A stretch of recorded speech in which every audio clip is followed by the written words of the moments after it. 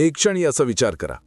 कोणी तुम्हाला धमकी देत नाही, कोणी जबरदस्ती करत नाही, कोणी तुम्हाला भाग पाडत नाही, तरी सुद्धा तुम्ही हो म्हणता.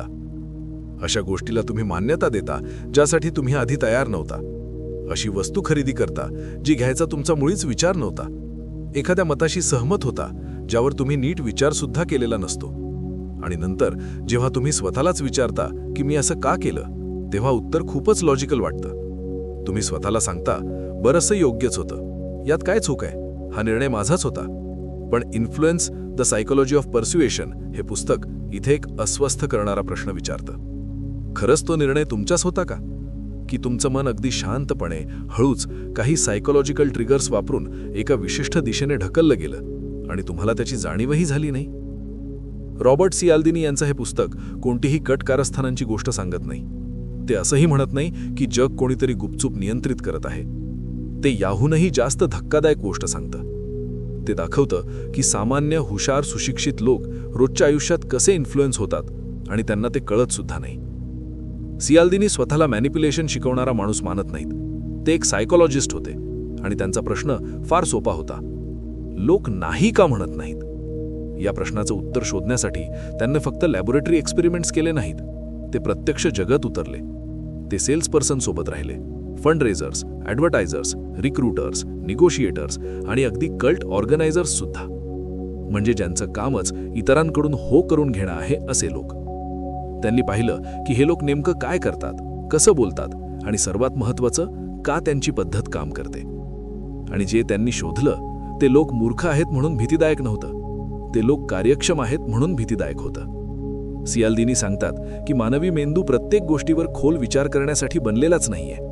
आपल्या भोवती इतकी माहिती आहे, इतके निर्णय आहेत की जर आपण प्रत्येक गोष्ट ॲनालाइज करू लागलो तर आयुष्य थांबेल. म्हणूनच मेंदू शॉर्टकट्स वापरतो, मेंटल रूल्स, ऑटोमॅटिक रिस्पॉन्सेस. बहुतेक वेळा हे शॉर्टकट्स आपल्याला मदतच करतात, पण समस्या तेव्हा सुरू होते जेव्हा कुणी जाणीवपूर्वक हे शॉर्टकट्स ट्रिगर करतो.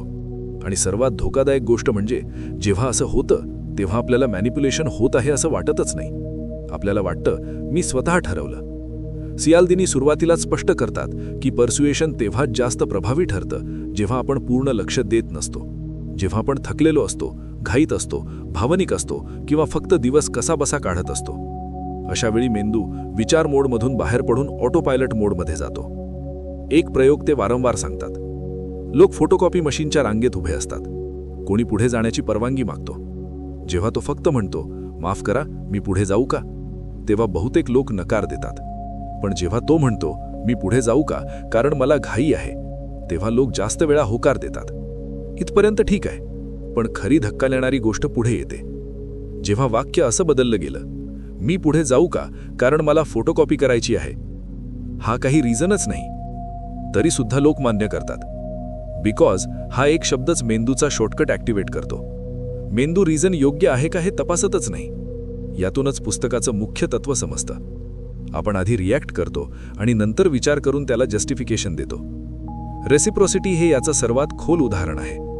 कोणी तुम्हाला काही दिलं तर तुमच्या मनात आपोआप भावना निर्माण होते की तुम्हालाही काहीतरी परत द्यायला हवं. हे प्रत्येक संस्कृतीत आहे. ही सहकार्याची पायाभूत रचना आहे.